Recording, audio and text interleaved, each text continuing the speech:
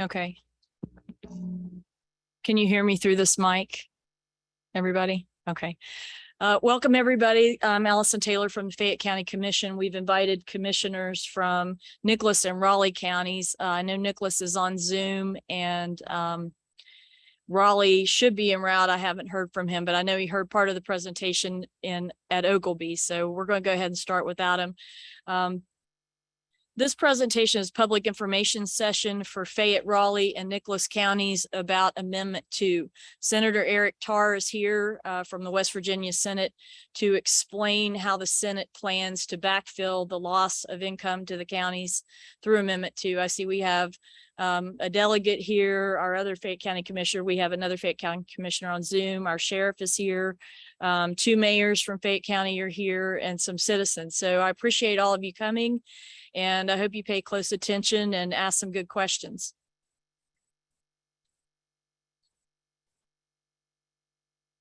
Thank you, Commissioner Taylor, and thanks for having me down here. I enjoy getting to go around the state and meet with all the people who have become public servants, and I know what the kind of sacrifice that takes to go in and serve, and see Delegate Fast here as well, and Senator Woodrum, and commissioners and sheriffs, and mayor, I think, was here. So I know what it takes to go in and provide that level of sacrifice for your community and serve. And so I'll just first of all say thanks. I'll introduce myself a little bit so you know the background that I come from, to talk about the bill as it sits now. We do have a draft bill. For anybody who's following along online, I provided a link back there that you should have access to. That link is the legislative website, and the actual draft bill for this is there with it, which we just released the draft bill at the Business Summit down at the Chamber of Commerce meeting in Greenbrier County over this past weekend. So I'm Senator Eric Tarr. I chair the Committee on Finance for the Senate. And background wise, it's a citizen legislature. So I'm a father of 3 here in West Virginia. I've got 2 kids in college, and then I have a child with special needs who lives at home with us, me and my wife. And I'm a doctor of physical therapy by trade, board certified orthopedic specialist, and have a master's in business administration. And I own about 30 small businesses here in the state of West Virginia in about 10 different industries. And so I've been in business here in West Virginia since I was 24 years old, and then kind of went into a bit of vertical integration, and have very familiar with the challenges in the state when it comes to opening and running and sustaining business successfully. And then beyond that, as my role as chairman of the Committee on Finance in the Senate, is getting involved in recruiting companies to come to West Virginia as well, and being in those discussions and seeing what matters and where are we competitive and where are we not. And so that's the scope that, or I guess the lens that we looked through to get to this point with regards to this legislation, is that in order to be competitive, there's a few things with West Virginia where we just are outliers relative to the rest of the country.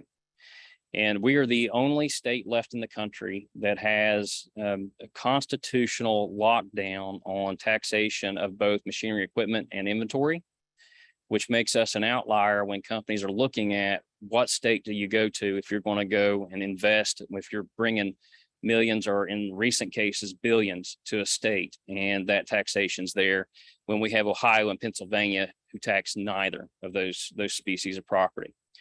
And then when you look at the country as a whole, on the 6 species of property we'll be talking about here, on the business front of things, there's 8 states that neither tax nor machinery nor equipment nor inventory. And then West Virginia would become the 9th if we come in here and remove those taxes. Every other state taxes one or the other. In addition to those taxes in this bill that would follow Amendment 2 should it pass, it also eliminates the tax on vehicles, furniture and fixtures, leasehold investments, and computers that have to do with the business in the state. So the amendment itself, if you vote for Amendment 2, doesn't cost a dime.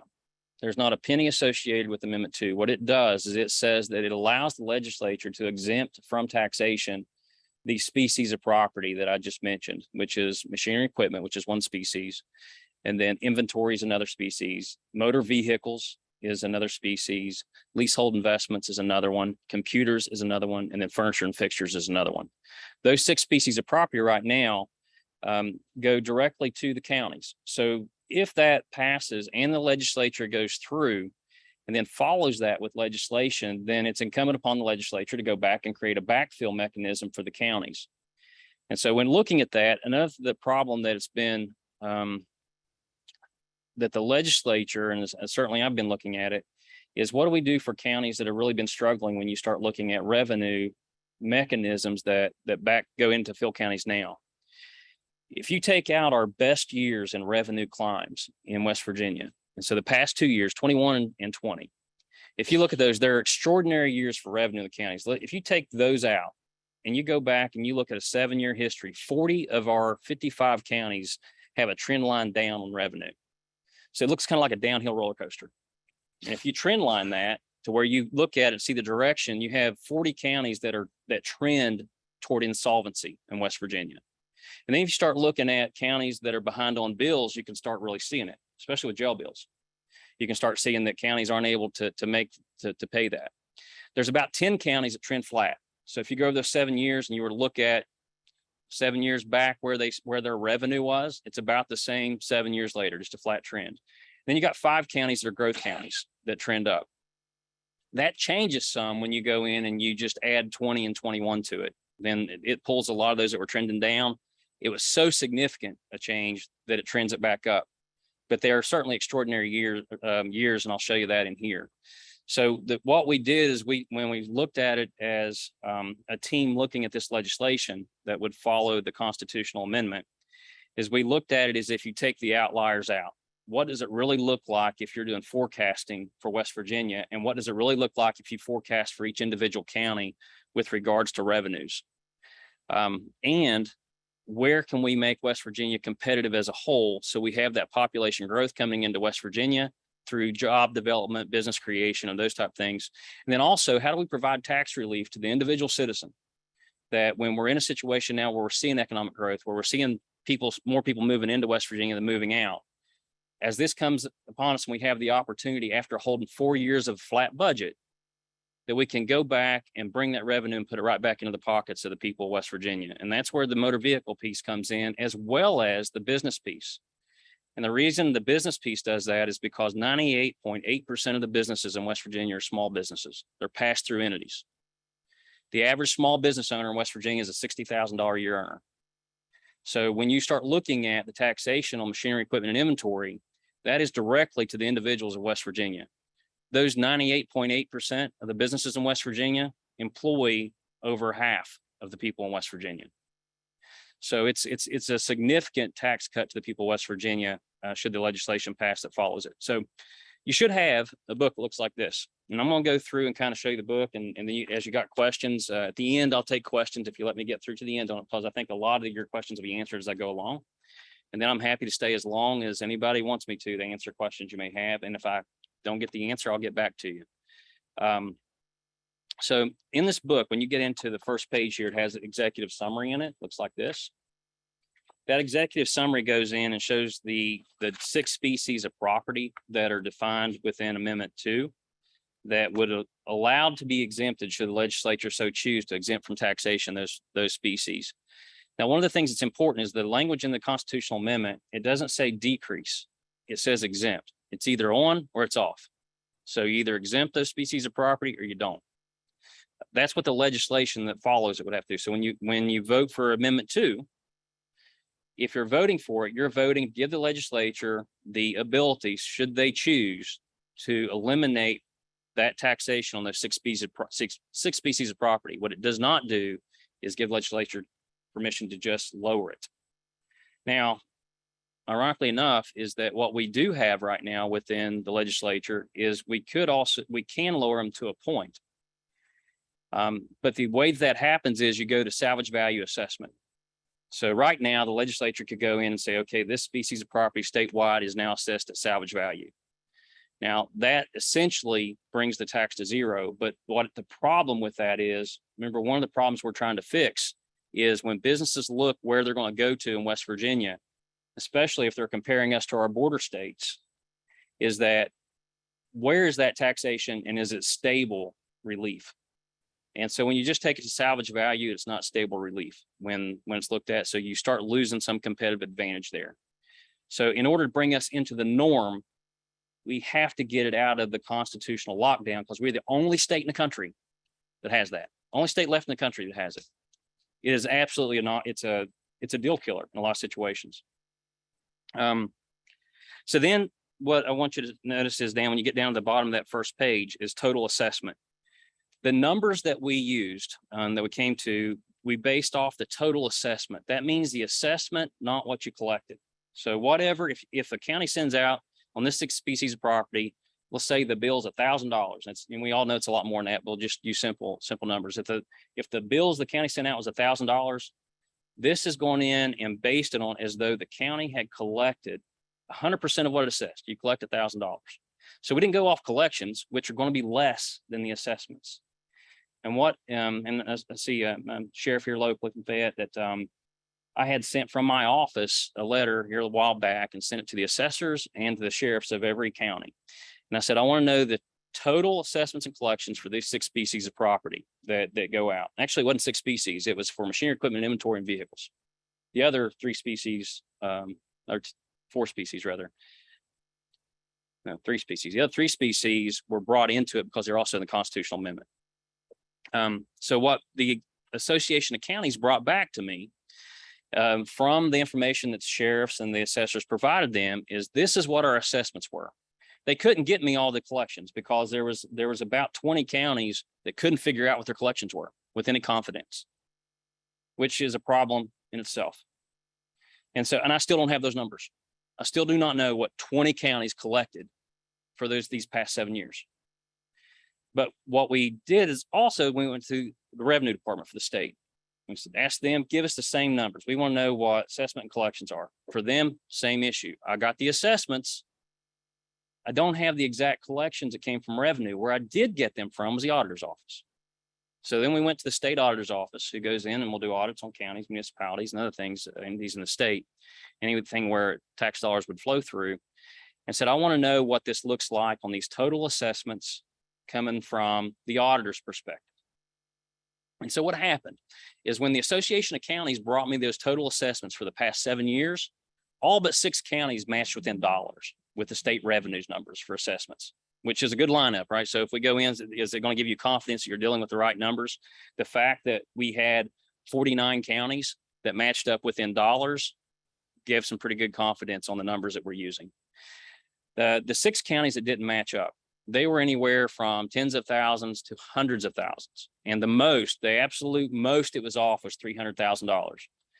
So what we did for the draft of this legislation and contemplating backfill, we went off that high error. We said, okay, let's just assume the $300,000 that the county said that they assessed more than what state revenue said they assessed. Let's just assume that 300,000 is correct.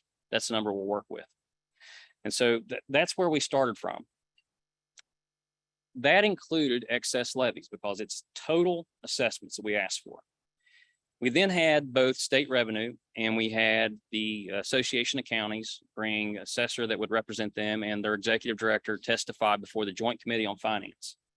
The Joint Committee on Finance, it consists of the members of the Senate Finance Committee and the House Finance Committee. And when we have interims, those 2 committees come together and we hear testimony on things that we may be considering coming up in the next legislative session, or we have also state revenue and other entities come in to provide reporting that they're required to do to the joint committee. In one meeting, we had state revenue come testify to their numbers. And then the next meeting that we had, the Association of Counties come testify to their numbers with state revenue there. After I had those numbers, had those testimonies, then also went back to JB McCuskey's office with the state auditor. Said, and we wanted to see, give us your numbers to these questions. And what we found is the auditor's numbers were less than everybody's by just a little bit. When you start going through and you start looking at these numbers, the auditor didn't have the numbers as high as the state revenue had them or as counties had them. So we went through the highest number where it matched between state and the Association of Counties, and then the highest error of a number when it went up to $300,000 more than what state revenue told us. So as we get into graphs and revenue replacement, I want you to understand how we got to the numbers we used. Those went back 7 years. There's a history of 7 years, including 2021. We then said, okay, well, let's look at what backfill would look like. If these taxes go away, if the people of West Virginia, or they're permitted to go away, the people of West Virginia, which on the ballot, it requires 50% plus one person to pass the referendum. Then the Constitution is amended at that point such that the legislature, should they so choose, could come in exempt from taxation those species of property I talked about. So if that happens and there were no backfill mechanism, then counties would be at risk, 100%. But why would the legislature do that? So I want to address that question. Why would a legislature, any legislature, this one, any historic one, or anyone going forward, go in and remove that revenue without replacing it? Now, I'll tell you some reasons for sure why they would not. Is that one is that counties and municipalities exist as a convenience of the legislature. That's the way it is in case law. That's the way it is in code. The reason they're there as a convenience of the legislature is for governance. You know, you get down to local governance that becomes more expensive and less efficient for the state to do it itself. So counties are created and municipalities are created for that reason. So if a county fails, it's incumbent upon the legislature to take over the services that a county provides. Everything a county provides, county goes bankrupt, it's on the state of West Virginia, it's on taxpayers and the resources of the entire state to take up the services of that county. Nobody wants to do that. Nobody wants to see that happen. It's terrible for the people who live in that county. It's terrible optics to see that you would have counties going into bankruptcy, which, remember what I started off with, 40 counties on a trend line toward insolvency. So how do you fix that? We have the opportunity now, because of holding 4 years of a flatline budget, to stabilize the revenue for all counties, provide an index for increasing the revenue, and then also provide about a $500 million tax cut to the people of West Virginia. That's the opportunity that lies before us. So the backfill side of it, on this next page, right after the executive summary, and it won't be this slow for every page in the book, I promise, shows 3 mechanisms for backfill. So the first thing we did is we went through and said, okay, for these 6 species of property, let's look back 5 years. And looking back 5 years, look and see, let's say let's use motor vehicles. For motor vehicles, what is the year you had the best assessments for your county? Best meaning it was the highest assessments for taxes that you sent out for motor vehicles. If that year's 2017, we're plugging 2017's number in.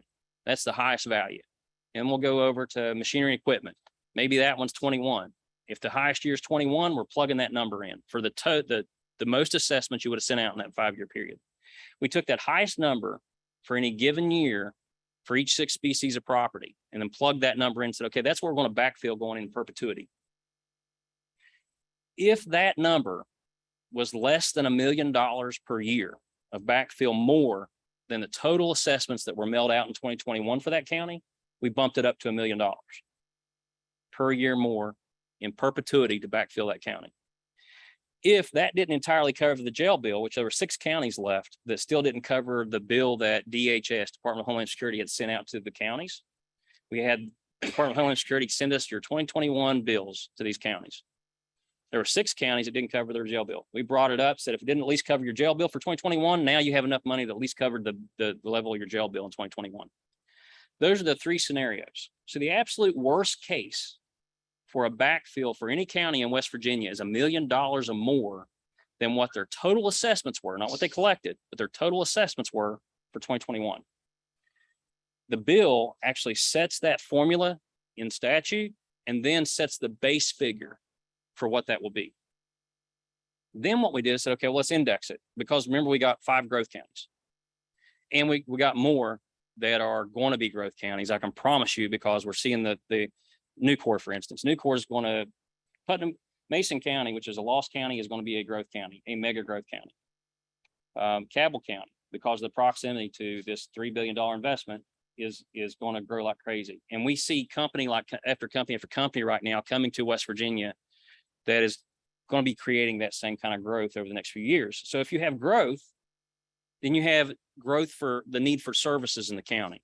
So what we don't want to do is restrict the ability to grow the revenue source. So what we did is said, okay, we're going to go and index it. If you have growth in the county, your property values necessarily improve. And say those property values improve by 3%. Well, if they improve by 3%, every 5 years, we're going to take a look at it, and you take that 3%, you're going to multiply it toward that base figure. So you'd have 103% of whatever that base figure that you cannot go below that's in the statute to handle growth of revenues. So as we go forward and look at these graphs and I explain them, that's the background for these graphs that you're about ready to see. Since we're in Fayette County, let's look at Fayette County. So if you flip through to the graph for Fayette, you may already be there if you're from Fayette. So this you're looking at this. If you can see that, this is what we're looking at. In Fayette County, that spreadsheet at the top, actually, let me go all the way to the top, Fayette, where the name of the county is, right below it. You see in a green number, it says proposed net annual increase over the 2021 assessments.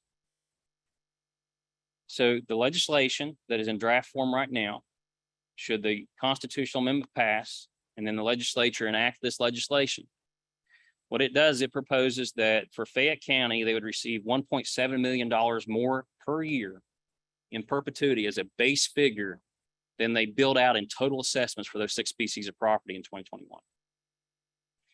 And so the way that we got there, remember we went through and we gave 3 different mechanisms for the backfill.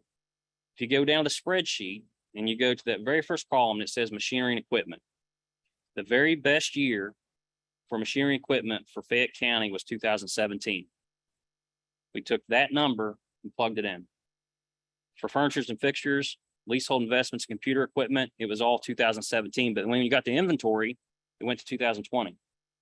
And when you went into motor vehicles, it was 2018. That's what those yellow blocks show. They show the highest assessed value for that species over that 5-year period. We plugged that in. Then when you go down into the actual black piece of the graph, excuse me, I want to show you what top right-hand corner. For Fayette County, the regional jail invoices for 2021, 1.069 million. You'll notice that the backfill for Fayette County is 1.7 million. It's well beyond that, so that's not the trigger we're using because there was another number that was greater. So the number that would have been greater is if you go in and you plug in those highest years. That's how we got to the 1.7 million. In the graph itself, if you go down and look at the gray line that goes level across the graph just under $8 million, that's proposed revenue replacement. If this had been enacted, if you went back to 2017 and this were enacted, that would have been the revenue Fayette County would have received each year. And so if you notice the gap between the actual assessments that went out, which is that blue line that looks like the little downhill roller coaster. If you look at the total assessments year by year, you'll notice the increase in the gap of revenue that Fayette County would have had relative to their total assessments they build out year by year.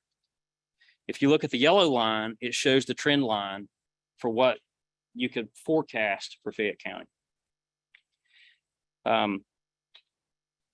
The bottom, when you get down to the bottom, you got 2 blue blocks. What the block on the left shows is the total assessments that went out in 2021 on these 6 species of property for Fayette County. And then if you look at the block on the right, it's the proposed revenue replacement relative to that number. So in addition to this, what we've in the legislation, there's a rainy day fund for counties. So it's important to understand how the budgeting process works at the state level. We have the required by Constitution in West Virginia to pass a balanced budget. There's only one constitutional requirement for the legislature when we meet every year. The only thing we have to do is pass a balanced budget every year. We're required that we go in, pass a budget, gavel out, we're done. Thing is that all the laws that you go through for a 60-day session may have expense or they may have savings. So it changes the amount you would budget with. So that's the reason you see that we wait till near 60-day to go in and pass a budget, because all that legislation has implications on that balanced budget relative to the revenue the governor tells us we can use the budget with. So the governor gives a revenue forecast, says this is how much money we're going to have as a state.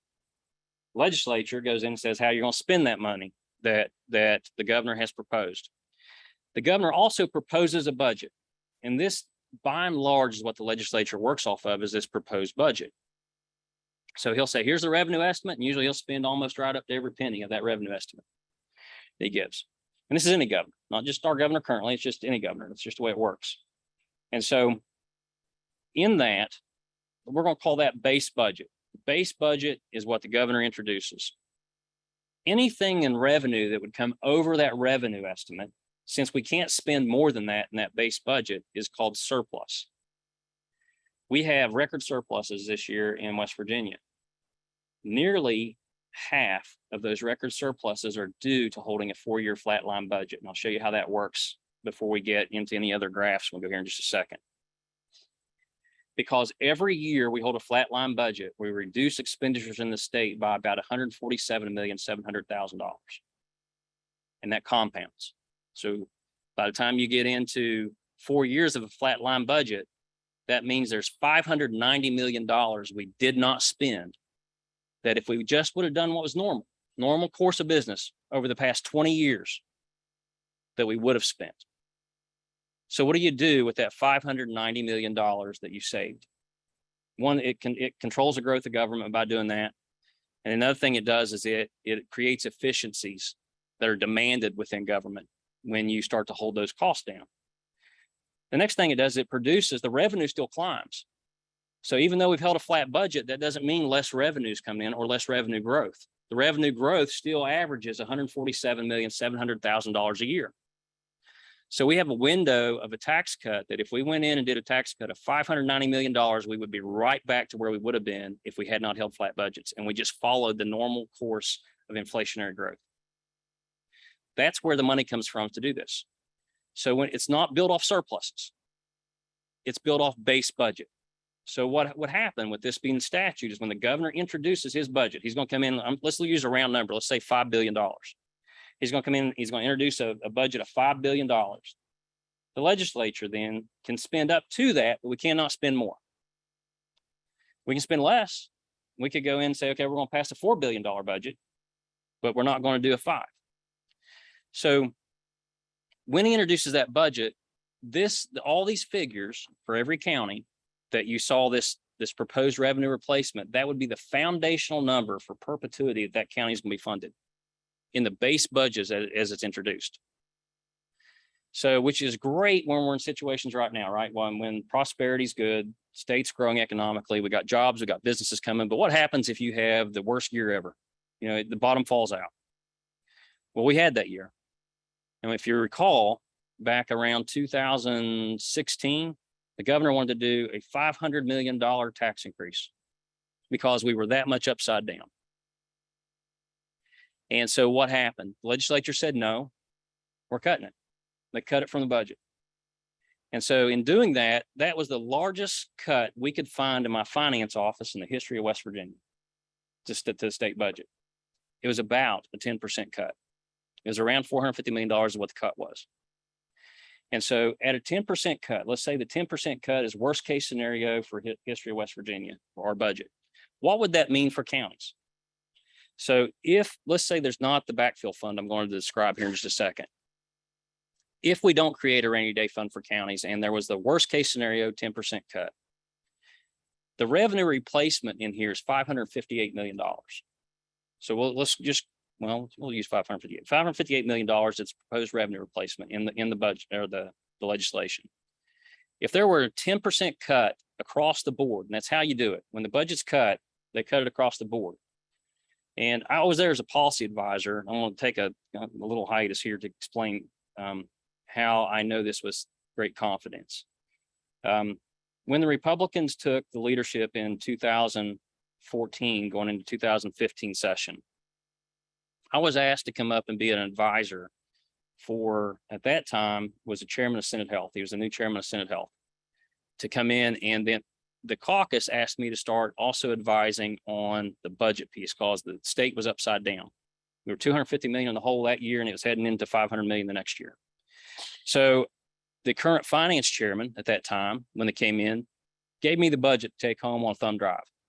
So I went home, and my my talent, skills, background we were talking about is forecasting and understanding budgets and understanding the interplay of expenses and revenue.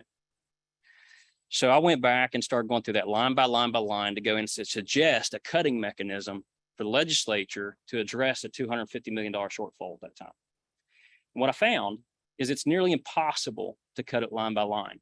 And the reason is because the legislature can't see past the line item to actually what you're cutting on a huge portion of the budget. I think it's been there to protect the executive. It kind of creates an empire around the executive to have that lack of transparency historically over decades of West Virginia. And we're working on that now to try to fix that problem. So if you can't go in and see what's in a line item, then what's the safest way to go through when you're going to do a budget cut? Is across the board. So if there was an across the board cut and we have $558 million backfill going to counties, then the worst case scenario cut across the board would be $55.8 million. We got 55 counties. It would average about $1 million county, a little over. So that's what it would. So if that's the case, if that's worst case scenario, then how do we protect that? The legislation creates a rainy day fund. And in that rainy day fund, we go back in and use current excess revenues to go back in and supplement into that or appropriate into that fund to seed it so that should there be a shortfall, that fund kicks in to bring everybody to keep them at their base. It's a $100 million fund is the way it's set up to be. And then it has that should it ever be used or should it be less than $100 million, we go back and use severance tax. And the severance tax piece that's used in it, if you look back for the past 20 years, it averages about 8.5% of what severance tax provides for our revenues for the state. So one of the problems with budgeting, I can tell you from the finance chair position, is that the revenue forecast off of severance make it incredibly difficult to budget consistently because it looks like this. You know, when you're boom or bust state when you're an energy state. But what you can depend on is a trend line that goes through and says, on average, it's going to be 8.5% of our budget. So what the rainy day piece does, it says that anytime our revenues come in that are over 8.5% of that budget, if that fund is below $100 million, then the first money brings that up to $100 million. And then it goes back into general revenue. So you always keep this fund fed to at least $100 million level, which is nearly twice the worst cut in the history of West Virginia. Now, what's an average cut? What's reality? Reality looks like anywhere between 2% and 4%. The most aggressive cut I could find anywhere before that was 4% to the state budget across the board. So if you're going to go in, have a really bad year, you're going to see a 2 to 4% drop. And why might you see that? Is because that normal inflation is around 3%. So you get this 3% up, 3% down effect that kind of happens. If you're in that for protecting that revenue, you're in a safe window. So that rainy day fund for counties, the county assessment revenue, something, I can't remember the acronym that staff came up with. They're the creative ones on the name of the fund, but it's that revenue fund for rainy day is there to protect for the worst case scenarios if there's a budget cut. Okay, so now let me take you to back of the book. Actually, there's other counties here. So let's take a look at Nicholas County. We have some people here from Nicholas County. They're on Zoom. Okay, Nicholas County. So let's go look so that I can have it reviewed for when questions come up. So Nicholas County, if you go through that same thing, just kind of to review how these graphs work, you'll see in that green number, they're at $1 million. They're at $1 million. When you see that round number, $1 million, what you know is when we took the highest assessed value for any given year or even any given species, when you added it all up, it was less than $1 million more than their total 2021 assessments. So we brought that up to $1 million, but their jail bill would have been less. So that's how you get to $1 million. In fact, 2021 regional jail invoices that the bill that we had, Department of Homeland Security sent us was $860,828.25. The gray line's the revenue replacement. So you would see that it's replaced right at about $5.5 million a year in perpetuity. And then you see the roller coaster down there, and you see that 20 had a real big bump and it pulled that trend line up. And 21 was still a little higher than usual. It pulled that trend line up. What you would have seen there without that is if you would have go back into 7 years, you see a slight downtrend with Nicholas County. This considers the 2 best years that Nicholas County's had in a long, long time. And they are anomalous years. They're anomalous years for the state, for that matter, when you look at the total revenue. When you get down to the bottom, you'll see that personal property assessments for the total that was assessed, it's almost 5 million. Revenue replacements, about 5 million. So, and then Nicholas, Fayette, and what other county we got, Jack? Didn't make it? Okay. Well, let's go to the back of the book then.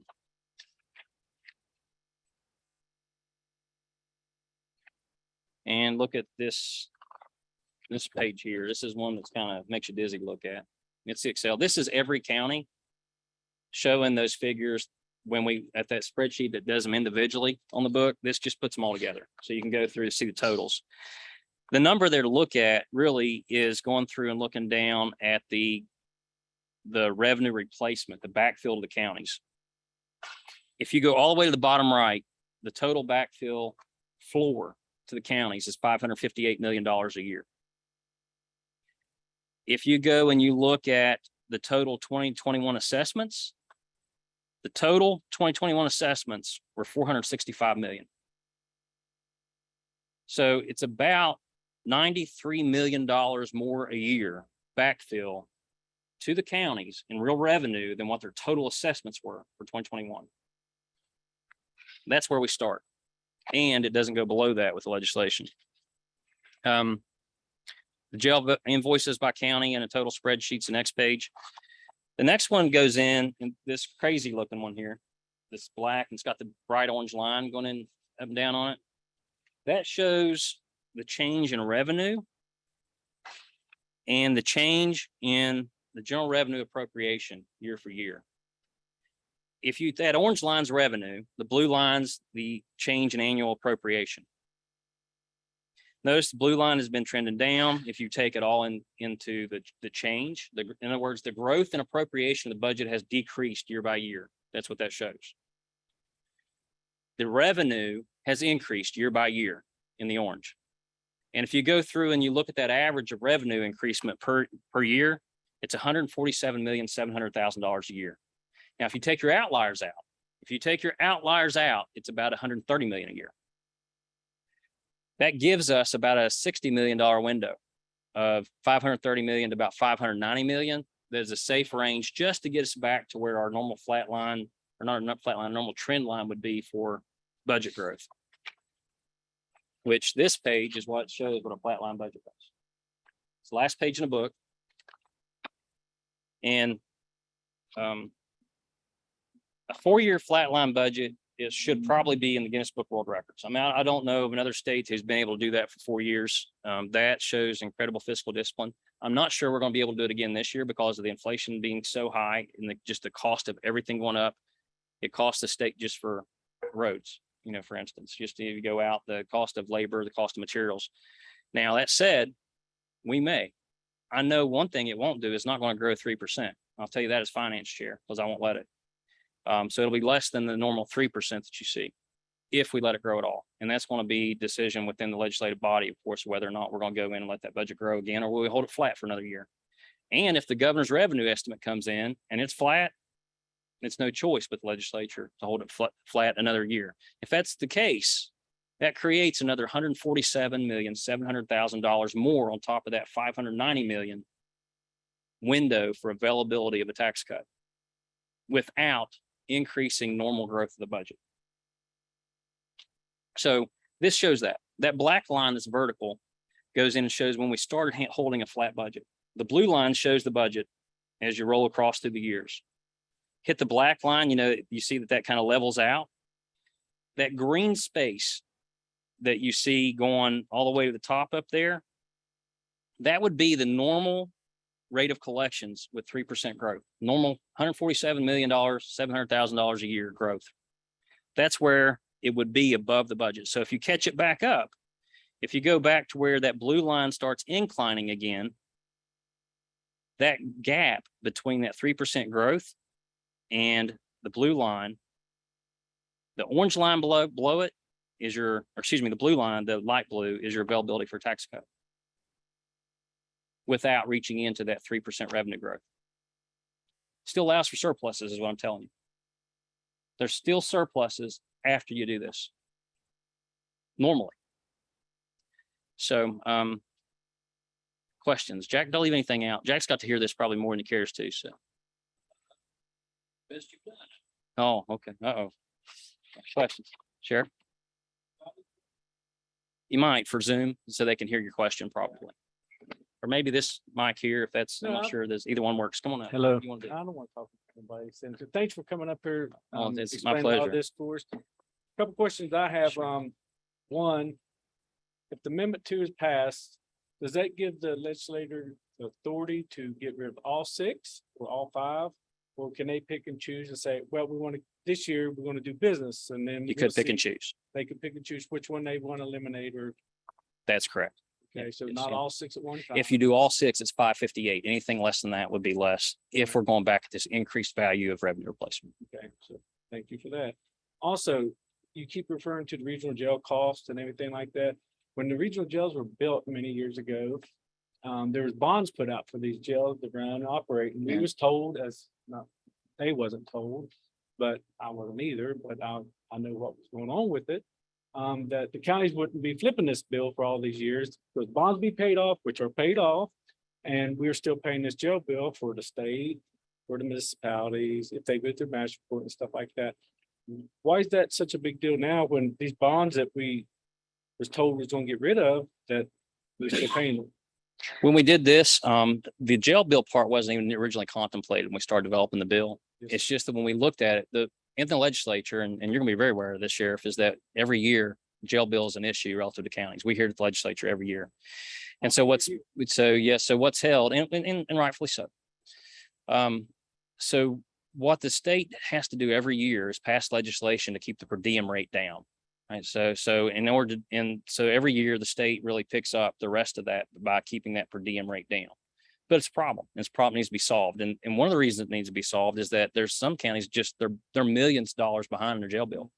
So if you got a jail who really needs to do operations, as you know, you need to be able to take a person. If you need to take a person to jail, you need the jail to be there, right? You need it operating. You need to be safe for that individual. You need to be safe for your officers. So that takes money. And we got jails now that are not being funded at the level that they need to be funded at. So when we started looking at this, well, how close are we to covering jail bills so we can make sure that county has enough money to cover their jail bill? That's how we got to that discussion. There's only 6 counties left, and it still kept us within our window of that 590 million that we were looking at. That's how it got put in there. I'm not going to say that that's the end all, fix all, and be all for the jail system side of it. That's where the thinking was and where it got added. Thank you. The other thing, the bonding piece, I'm glad you brought that up. I met with the bonding attorney on this and how does it affect bonds? How does it affect TIFs? How does it affect TIFs? So tax increment financing, the ability of a county to bond, those type things. So what this does, first of all, excess levies are in these total assessments that we requested, and it was testified to in committee. And when we go back to the auditor, the number he gave us is actually, even with those included, is less than the numbers that we got from revenue and got from the Association of Counties. So when the excess levies expire, the revenue doesn't go down. So when there's still money coming in, this was based on with those excess levies in there. So once those excess levies are taken care of, there's still the revenue being replaced as though that levy were there, which is a bump in revenue available to the county. Next thing is that you can still bond this. The legislation will require the same mechanism that if you're going to go out and bond against revenue that you have dedicated come to your county, the county could bond to this as well because it is in statute. So we went through and made sure with a bonding attorney who was also involved in a lot of the TIF and STIFs that capability is there. So when you're looking at this revenue, the bonding ability these counties have now, every county that's contemplated here, every county gets at least $1 million more a year than their 2021 assessments. You can only bond against really your historical collections, what you're going, percentage of collections that you're going to have on your assessments. Would you agree with that? So we're going to take it up that you're guaranteed to collect $1 million more at a minimum than 100% of the assessments on the 6 species of property. Your ability to bond just went up. And then you said excess levies, which that affects all school systems throughout the state more or less. And also my wife, she works at the Board of Education. And then also we have levies within our county, our school levies. We have fire levy, we have law enforcement levy who pays for 23 deputy sheriffs. And we also have the library levy. Would that affect that? No, it's just a matter of where the money comes from. So that's one of the questions we had with that we actually had. I had the State Board of Education, their treasurer, and they're working with me to make sure all that was protected in the proposed legislation to go through, because it's right now it's based off those species of property to some extent, right? There's other That's species of right. property that are included in it as well. But it's just a matter of the revenues coming from there and from right hand to left hand now, but more revenue to do it with. And so we've got council making sure, my directive to the lawyers that draft this for us when we go in is I do not want the mechanism by which that money flows to the entities that need that based on the levy language. So, because when you do a levy, you have to spend it on X, Y, Z, right? Right, like ours, So- salaries and equipment, but I barely make payday to payday for it now. And it just scares me, and we lose 23 deputies in this county if it wasn't in there, You're more secure now with this than you would be without it, because if you look at, especially Fayette County, if you look at that trend line, I can promise you it's going less if you just look at the forecast on it. This legislation passed, I can promise you got more money. Well, but the levy would have. to The pass. levy, yeah, you'd still have to pass a levy. Right. Just like you would any other way. So if you're going to go in and say, okay, So- we need more for salaries, you can still levy. Doesn't take the ability away to do that. But it has to be voted on, or if you bond, if you're going to get a loan to do it, or however you're going to do that to get a bonding, it still has to go through that same mechanism that you would do to pass a levy or pass a bond. Yes, sir. And then a couple more. I'm Sure. hurry up here. No, that's, Answer that one. Also, after 5 years, because you did speak a little bit past 5 years, which Mhm. I'm glad to hear that, because everything we've been given and handed out 5 years, what's after 5 years have to Right. be funded, which you explained that. So I won't have you go Okay, around sure. and kill you with that. And then the other one, it's more or less for sheriffs, and I'm going to talk to you afterwards, ask you questions about that. Well, I'll just answer it. Sure, or ask it. yeah. Because it goes for all assessors in the state and sheriffs in the state. And this is, we're going to have at our conference in Okay. Holland. As sheriffs, other than the commissioners county level, we're lowest paid elected officials, we got a pay raise. Thank y'all for doing that. That's later. I left, in 14 years. So, but if you collect certain amount of taxes, you can have up to 15,000. It goes down as what's collected. Our question, I'm speaking for myself and all sheriffs, I'm speaking for myself. What happens to that? Because we have that little formula that the auditors send us every year and says, oh, well, you low, like I won't mention the person's name, but another adjoining county, a certain person didn't pay their taxes. And he didn't receive his $15,000. He didn't receive any. Prior sheriff to me, they didn't get it, or they get 6,000 1 year and they might get 15. Again, that's Sure. the job is. So I understand what you're saying. I think I understand your question is that part of your salary is based on the collection of those taxes that are due. Yes, sir. Okay, so Over 85%. yeah, so that there's I want to answer this in a couple ways. One is I'm happy to have you come up and look at the legislation with me to make sure it's protected for you. Okay. So let's just start with that. Okay. Well, we will. And then the second piece is that when you look at the revenue we're touching for a county, we also went back and said, okay, how much do these 6 species of property represent for the revenue that's driven to a county? And we got through the H's before I kind of just told staff, okay, you can pull off. The most we saw was 9%. So of all the revenue that comes into a county, we're touching 9% of that revenue. So it's not demonstrative, is what I'm telling you. And I understand that, because majority 60% of our taxes we collect now goes to the Board of Education. Sure. And the rest of the county government runs off of that. Well, that's the other thing is that we're going the way it's set up is that money's still directed to Board of Ed, but the county's actually receiving more money. You see what I'm saying? So It's still scary. it's a growth. I Oh, do appreciate change your is time. definitely scary. I get it. I appreciate But I tell you your what's time. more scary is not changing right now. That's exactly right. I agree with that. Yeah. 100% I do. Yeah. Thank you for your time, Sure. sir. rudimentary questions. I'm a lawyer, not an accountant. Okay. All right. How does the jail bill factor in at all? I'm trying to understand. Yeah, each year, the legislature is, we have people who come up and lobby the legislature to keep the jail bill down or to do something to fix how jails are funded. We get it both from Department of Homeland Security and we get it from the counties who can't afford to pay the jail bills. So what happens year by year, every year, we pass a bill that keeps the per diem rate down from what the counties have to pay. And then we go in as taxpayers across the state to go and backfill what doesn't come in off the county taxes. It's almost like a state share versus local share piece of it. And so we have to pass something every year to keep that down. It And- seems to go up for us, though. I mean, every time I see the number, the daily rate goes up. I'm not sure how it would go up because Wasn't it? 48.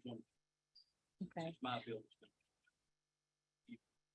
So I haven't been aware of it changing. Um, It goes up as far as Homeland Security. Oh, I was going to go up and then it got forestalled. Right, we keep passing that bill, keeps it 48. If we don't pass that bill, it goes up. Well, and that's a huge burden for the counties, especially one like this where we have municipalities that are well funded. Mhm. We have one in particular that's really well funded that, has a huge police force that steals our police force regularly.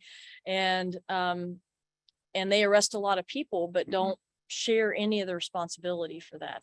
Well, that's that what jail what I don't want you to confuse this with on how we use the jail bill as an indicator for those last 6 counties. Don't confuse that with the initiative of this bill being to fix that system. Okay, It's not, that's I not the don't. I'm initiative. just trying to of it, so. understand how it factors in and if, you use 7 years worth of data on the other information, why just 1 year worth of jail bill data is, It's what we look back to see is how many counties are left off the jail bill. How many people couldn't have paid their jail bill in 2021 if this was the only revenue they had? Now that's a big if on the only revenue they had.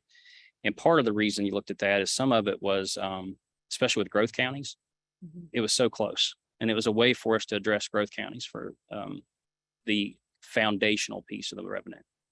so we are a growth county. I mean, I expect we're going to have a lot more growth here in Fayette. I because hope of so. the Yeah. I hope so. National Park. Yeah, absolutely. And Yeah. we've definitely had an increase in our tourism. And I'm wondering, so first, let me ask an easier question. Where's the money coming from? All the source of revenue replacement? What is the The source of general that? fund. So that's when income taxes, sales tax, corporate net income tax, tobacco tax. I feel like I'm leaving one out, but those are the lion's share of it. So what if the general fund can't afford to pay that? I mean, I don't understand it. You That's can't what- pluck money out of thin air, so I'm trying to understand. Oh, that the flatline budget's where it comes from. So what happened is that this is the 4th year in a row that we've not grown the budget that we would expend from general revenue. Mm. Normally, you'll see revenue climb about 100 that comes into the state off those sources of taxation that I mentioned. Normally, you'll see about $147,700,000 a year increase growth per year in that revenue. Normally, you'll see in the budget about a 3% growth as well. But what happens is revenue trends above the budget. So this is you get a gap where you've got normally on average, we'll have around $50 million in surplus if you go back over 20 years. That's on average. And so what we did is instead of keeping that budget line trending with revenue up, revenue continued to trend, but we leveled off. And so now you create this big gap that you have of how much revenue comes in versus what we're budgeting against. And that's created $590 million window that if we had not done that, if we take it right back to where we would have been, if we had not held 4 years of flat budget, we would have to add $590 million back to the budget. Instead of doing that, we're providing a $558 million tax cut, or $500 million tax cut, $558 to backfill the counties.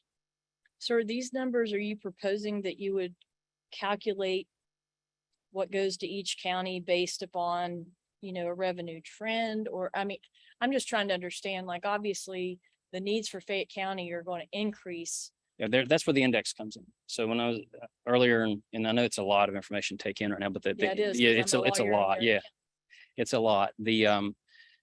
If you index it, so say you're because of all the tourism, property here starts to really go through the roof, and so your property assessments are going up because now a farm next maybe that is valuable because you put condos on it. So now maybe a farm becomes commercial property. potentially. And so as people are starting to buy that property up, your property assessments go up. That's just by growth. I don't care what causes the growth. When you have growth, that's what happens. And then you can go in and say, well, if you look at over the 5 years, this is the growth rate that we've seen in real property value. And I just picked a number out of the air, say 3%, it could be 5%, it could be 2%, it could be 0.5%, it could be negative. But if it's positive, then what you do is you'll go through, take that percentage and add it to 1. So you'd say if it's 3%, you get 1.03 times that base figure. That's your new figure for replacement. That's how you grow the revenue for growth counties based on the growth rate of the real property. I'm from Putnam County, so we're growth county too. So it's I couldn't go home if I didn't figure out a way to do People that. invest in those counties a lot. But Well, I think that to your point, that'll probably change. I mean, because tourism side of that absolutely drives property values. and it has. Did you have questions for me? You have someone. Oh, sure. Okay. Okay. Okay. Sure. Can they type it? Can you tell me who's asking and from where?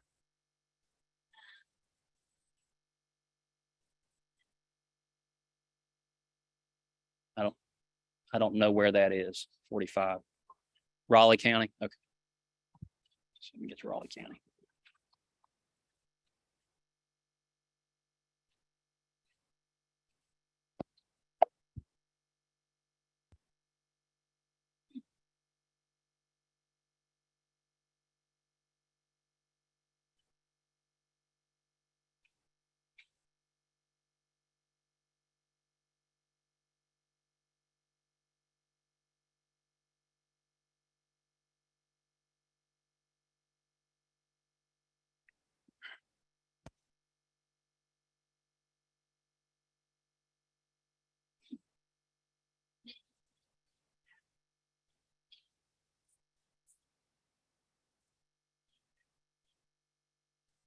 The definition, let me go back here and look at the definition on the front. So it says on the vehicles on the first page, I'm gonna read it verbatim here, includes personal motor vehicles, trucks, vans, ATVs, and motorcycles. This does not include airplanes, boats, and non-roadway vehicles. So if you can license it to put on a road.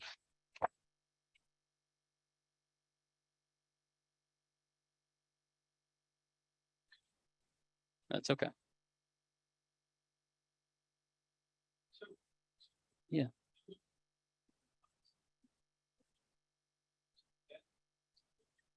Yes.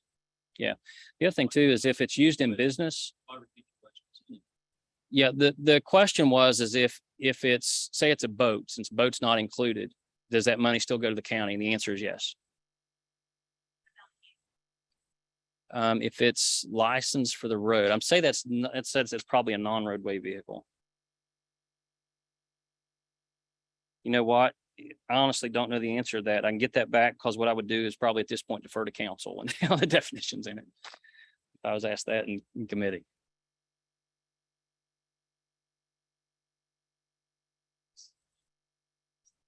The other thing is equipment used in the course of business would be exempted.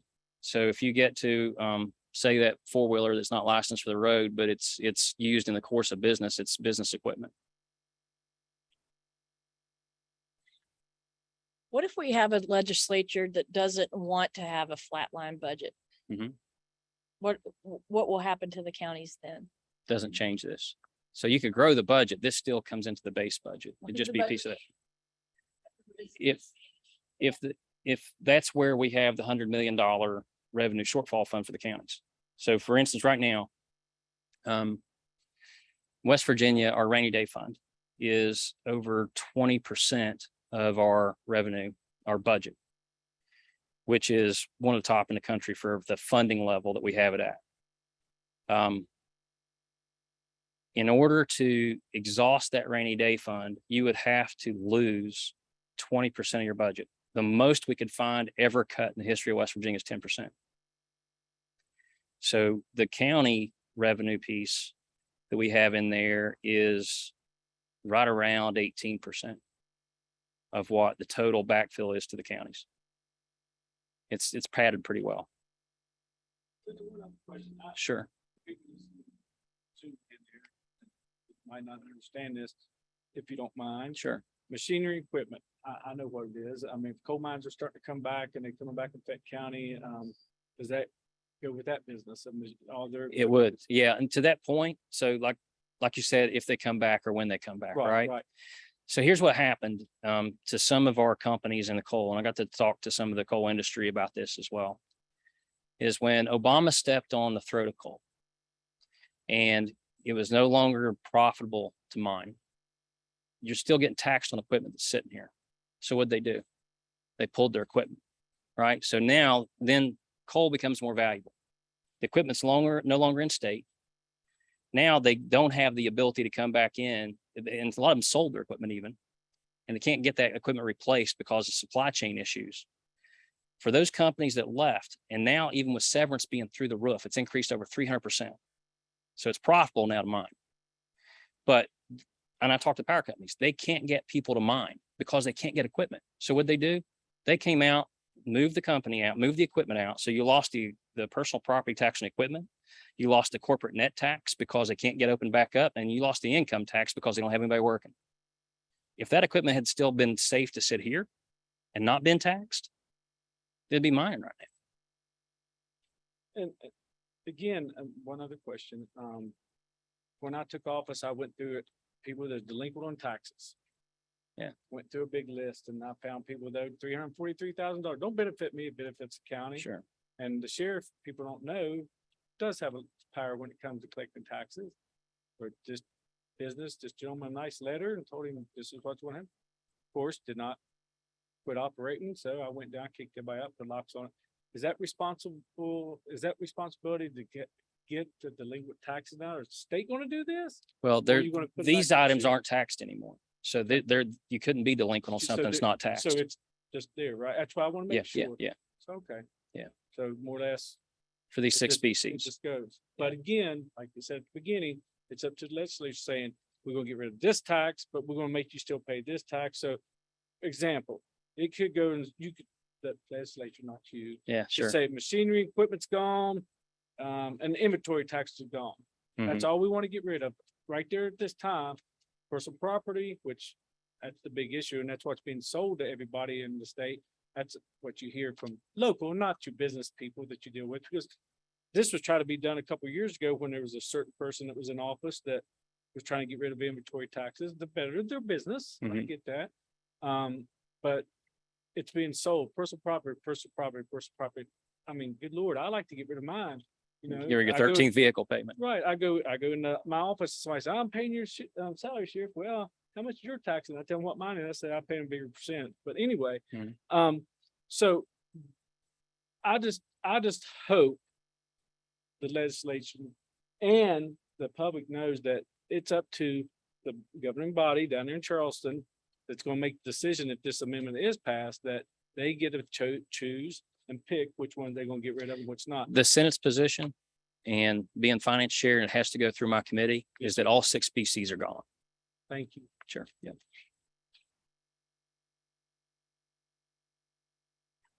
Sure. Okay. You want to text it to me? Okay. I'll read it too.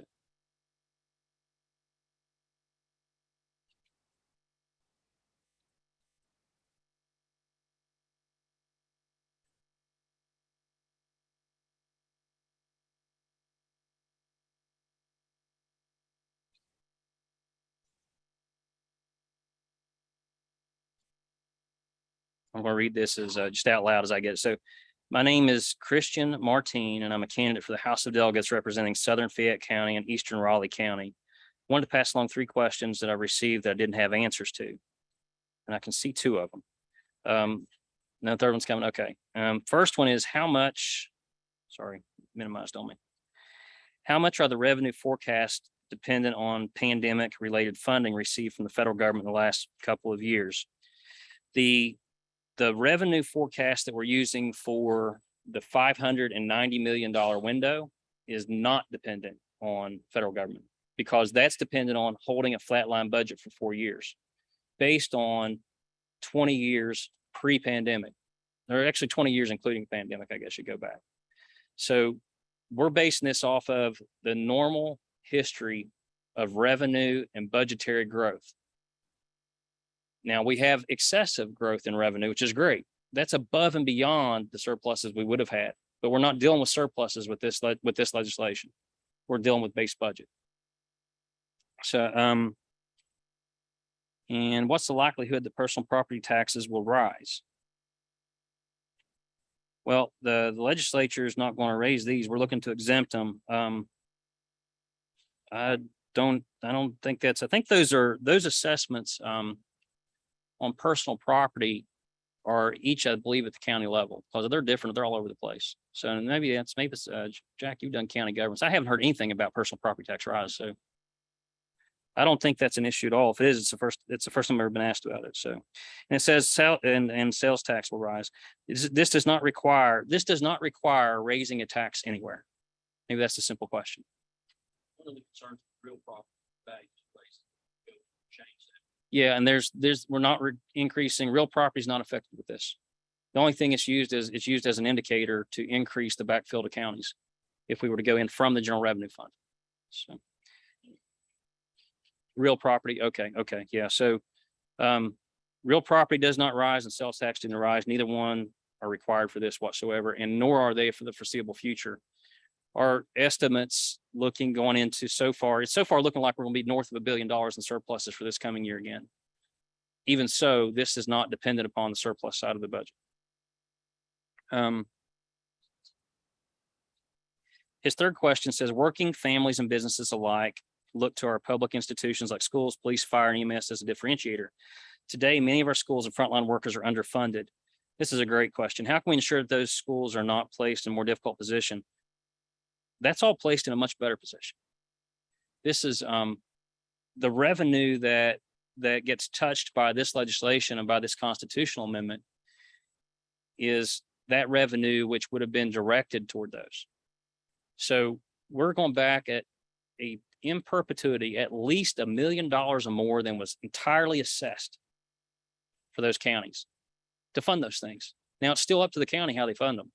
We're not going in and changing the authority or the mechanisms by which counties fund those. We're just giving them more money to do it from the general fund instead of taking it directly from personal property, which is a declining asset for a revenue generator for counties. Another one. Okay.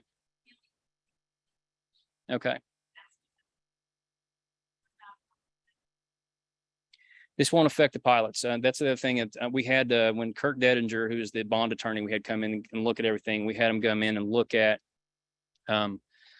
pilots, stiffs, TIFs, and bonding. So that one, I would pull Kirk Dedinger up in front of committee and say, tell us how it's affected. And he would say it does not. So.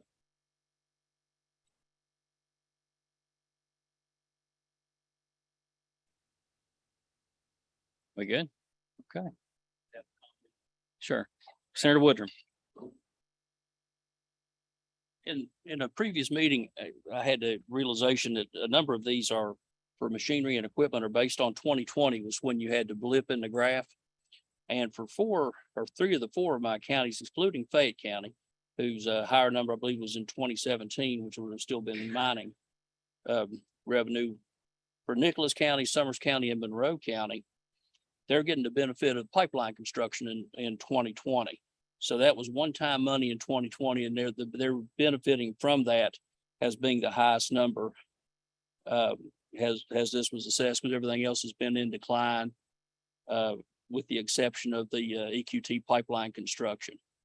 So they're actually fortunate that pipeline was being constructed at that time, because they get the benefit of that from now on if this passes.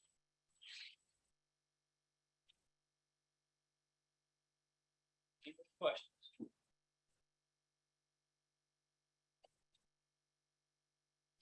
Thank you all. So everybody online too. So Jack, Constitutional amendments. all their constitutional amendments. Okay, yeah, that's I'm glad you brought that up too. There's actually 4 constitutional amendments on the ballot. The first one on the ballot has to do with Supreme Court. If you recall, a few years back, there was Walker v. Carmichael, or Walker versus Carmichael, when There was, if everybody remembers, the $30-some thousand couch that kind of got the whole state attention on what was happening within our Supreme Court. House of Delegates impeached some Supreme Court justices, and then it was to go before the Senate to try them. And the Supreme Court came in and said, no, you're not going to impeach us. And it kind of makes me think, if you've ever watched Tombstone, when what's his name? Not Doc, but the Wyatt Earp comes in and the mayor comes out, and after the whole shootout, OK Corral, and he says, all right, you're all under arrest. He said, I'm not going to let you arrest us today. So the Supreme Court came in and did that same thing, essentially. We're not going to let you impeach us today. It's there's a loophole within our Constitution that does not protect the separation of powers. And what Amendment 1 does is it restores the separation of powers so that government officials can be held accountable through the impeachment process, and specifically the Supreme Court. In Amendment 2, we just talked about. Amendment 3 has to do with protection of churches. We're one, I think there's about 25 states in the country that allow for churches to incorporate as nonprofits. And the reason is that you have a veil of protection when you're incorporated that you do not have when you are not incorporated. So let's say you're on the board of a church. Maybe somebody in here is you're a deacon or you're somebody who's a decision maker in your church. And there you have an individual who either applies for a position at your church or your church's school that you run or something like that. And their behavior is antithetical to your religion. And you come in and say, no, we're not hiring you. Now, whether or not it was based on that reason, they can sue. And the people who run that church, personal assets are on the line. So if they're going to go for the money, the people who are making the decisions for that church are not protected. If a church chooses, if this amendment is passed, and if a church chooses, they can choose to become a nonprofit and then have that veil of protection for the people that run their church. So that if there's a lawsuit, that it doesn't go after personal assets of the people that run the church. Amendment 4 has to do with legislative reviews of the Board of Education rules. And there's a committee called the Joint Rules Committee, Joint Rulemaking. It meets throughout the year, and it's the members of the House and members of the Senate that come together that when state agencies produce a rule, and rules are produced behind statutes. The legislature passes a law, and then executive agencies go in and they pass rules. Every executive agency except the State Board of Education is subject to review by the legislature. So they bring into their rules to that joint committee. The joint committee debates those rules, either passes it on to the legislature for further review, amends it, sends it back, or declines it. That gets put out to the full legislature. And the legislature then votes on whether or not this rule then becomes law. Okay, does that rule have the effect of law? The State Board of Education is an appointed body. There's not one elected member on the State Board of Education. The governor appoints those individuals, and they can go in and make rules that are law. They have every bit the effect of law without ever an elected official touching them. They are the fourth branch of government. Previous boards of education would tell you they're the fourth branch of government with pride. What this does, it says that those rules also have to go through the legislative review process. And I'll tell you that all the 4 constitutional amendments, not knowing anybody's politics in the room, but it takes a supermajority of the legislature to put a referendum on the ballot for people to vote. So it takes 2/3 of the body to do it. So we have a supermajority of Republicans in the House. We have a supermajority of Republicans in the Senate. In order to get these before the people to vote upon, it took those supermajorities to get all 4 of these amendments on the ballot. So these are definitely conservative amendments that allow conservative legislation to follow it. That's my political piece as a conservative senator. Any other questions? Thanks, Ryan, about that. Okay. Thank you all. Thanks for having me.